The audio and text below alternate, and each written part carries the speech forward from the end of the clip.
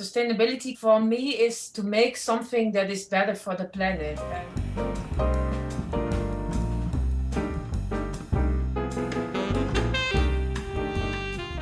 Hi everyone, this is the episode number 8. Nicola, can you imagine? It's already episode number 8, and today we are here in Sustainability Talk with NNN, and the new guest that we have today, it's Aniela. Aniela is working on some very innovative projects about making clothes and eventually shoes out of mushroom mycelial material.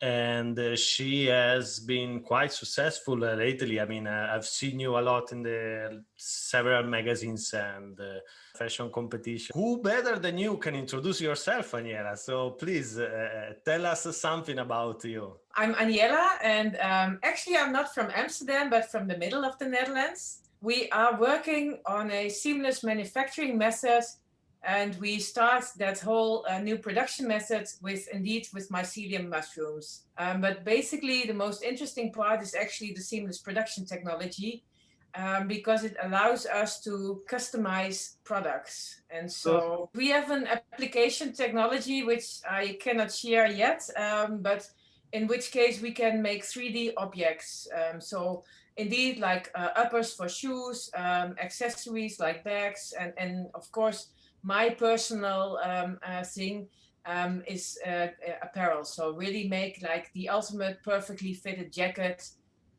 So for example, think about Kim Kardashian.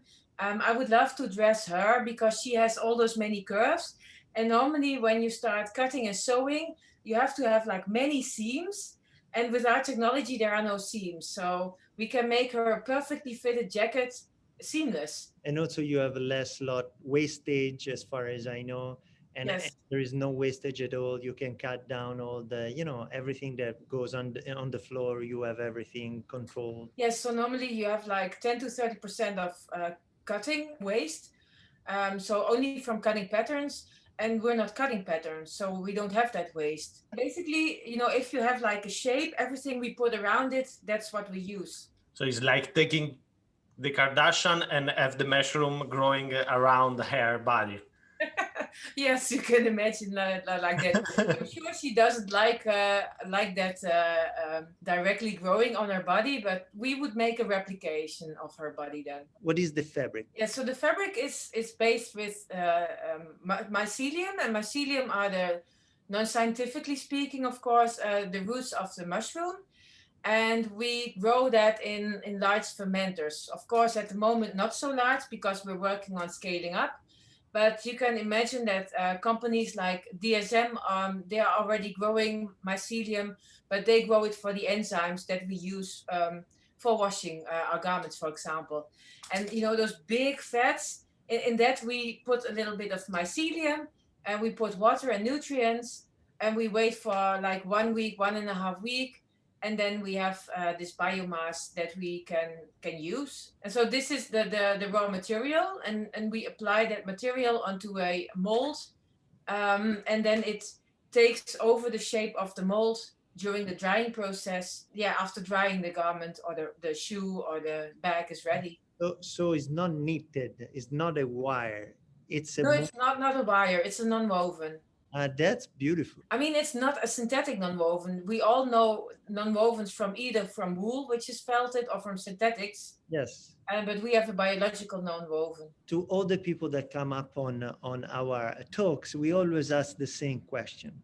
What is sustainability for you? Yes, and that's a good question, because sustainability can be many things and so different from every one of us. For me, is to make something that is better for the planet. And that doesn't mean that it has to be right now perfect for the planet, but taking steps and improving it, and trying to make something that is as less harming as possible. In your daily life, do you have a sustainable approach, or you try to be sustainable as much as you can, or how do you describe yourself? I would describe myself as trying to become better. I think it's very human to not be perfect.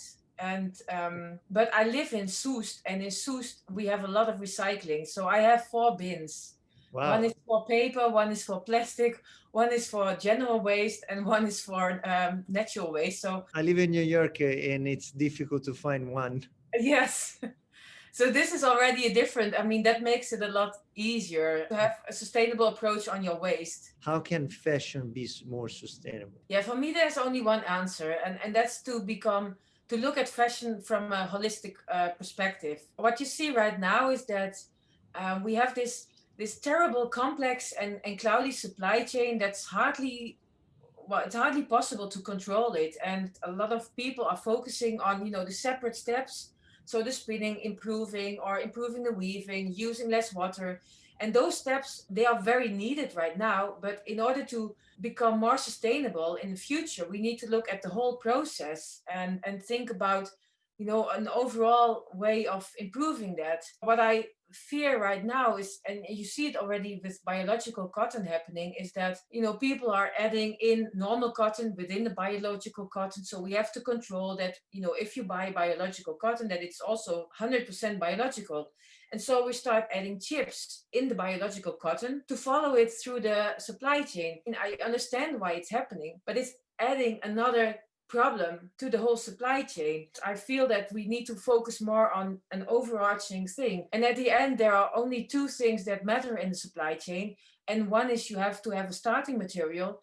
And the other one is there should be a great product that people want to buy. What happens in the beginning, for a lot of people, it's not really relevant as long as it's happening. Well, I totally agree with you. It's an holistic approach that we can have every day on, because there is nothing perfect today. We need to go back to the forest to be perfect, Yeah. but that's not achievable right now. But, every little step is going to count. What we always say is that everything you need to make has an impact on the environment. And for your holistic approach, also the full impact of the product making, you need to reduce basically. Me and Nicolo, we have a leather background, but we are more traditional people in this world. We are not innovators, but we are really, coming from a traditional background. How did you get to this point? Me personally, I like to develop new things. I've been working a lot for fashion companies, and I was at a certain point that I thought, how many collections do I want to design? I could not imagine myself working for another brand, so I had to rethink what I wanted to do. And I realized that there was not really happening a lot in innovation. And basically, that's why I founded my company, Nefa, which is not the Italian singer. I founded my company to focus more on innovation and look outside the industry for innovation. And so started working with solar panels and LED lighting, so things that people could not imagine in clothes, and applying them in clothes and making sure that there would be a nice product out of it. And yeah, slowly, this gets out of control, and you start meeting people working in microbiology, and that's actually when I started working with mycelium, because I met a professor that was working with this material, and I was always looking for other directions to see what we could use in the fashion industry, because a lot of the things we don't have to invent ourselves. They already exist. It's just a matter of how you look at it and how you can start combining them in a smart way that you can apply it in fashion. Nowadays, innovation is very much linked to sustainability. Yeah. In your new innovative material, MycoTEX, what can be the three main sustainable innovation points, and what are the weakest part of this material? The three biggest advantages is that we can reduce cost, waste, and labor intensity of cutting and sewing. Another one would be to replace plastic and leather with compostable material. We're not saying that we are leather. We're saying we're somewhere in between plastic and leather, and we can improve the fit and comfort of fashion products. So obviously, we need to develop a lot. It takes time. So I think that is one of the downsides at this moment. We will not be able to also make everything. So for example, we're now talking to some accessory brands, and they thought, well, let's start easy with a card holder. And for normal production way, this is an easy product. For us, it's not doable. For us, our products need to be made in 3D. And it's not like you paste layers on top of each other. That you do that with our supply chain. People have to be aware that we're not only offering a material, but we're offering a supply chain. And this is something that's at the moment is also a downside for a lot of brands. There's really a lot of potentiality on it as well. There is still a lot to invest because it's something completely new. I think the technology and the people are not really used to it. And good that you compared also with the tanneries and with the way of dyeing leather, because we have seen actually we had interviewed a couple of tannery, Eco Leather and Isotech, and both of them are already working on the development of this material. But as you describe it, it doesn't look as the same thing. Our material is completely different from the other mushroom materials out there. When we approach sustainability and new materials, we always ask pretty standard question. How much energy per square meter you need? Do you have any idea of CO2 emission? Do you have an idea of water consumption to growing and then to producing? We recently did a first life cycle analysis and also did a feasibility report. So for creating 1 square meter of material, we need 20 liters of water. That's not a lot. This is including the growing the mushrooms and the entire process. This is only for growing the mushrooms and harvesting the mushroom. Harvesting the mushroom. Yes. And what about the production process? Is any water involved? No, I mean, this is optimized scaling. So we're talking about really big quantities.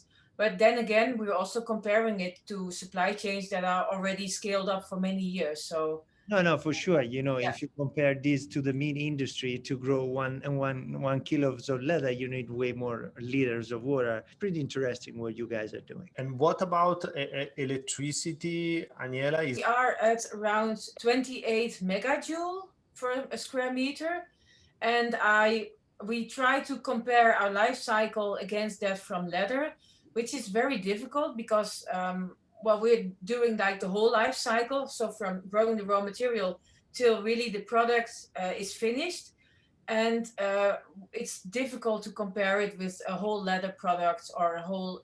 I'm sure me and Nicolo doesn't even know what you're talking about. So how much is microjoule or wherever you say? I can tell you, leather was like 150 megajoule, but this was only like the leather from the slaughterhouse till the tannery, so not the product making. And ours was 28 for the whole process. It's, less than 1/3. Yeah. Wow. It's like a house production. The last technical thing, Aniela. The CO2. Exactly. Yes, we calculated that we are at 5.6 kilogram. Leather would be 8.94. But then again, it's only the slaughterhouse and the tannery, and it's not to make a nice bag out of it. And of course, this is when we are scaled up. How brands are reacting to MycoTEX? And the brands are reacting very positive. And they want to order meters of our products, which is unfortunate because we're not offering meters, but we're offering products. So we have to train them a little bit and educate them a bit better to have them understand that we actually offer them the whole supply chain.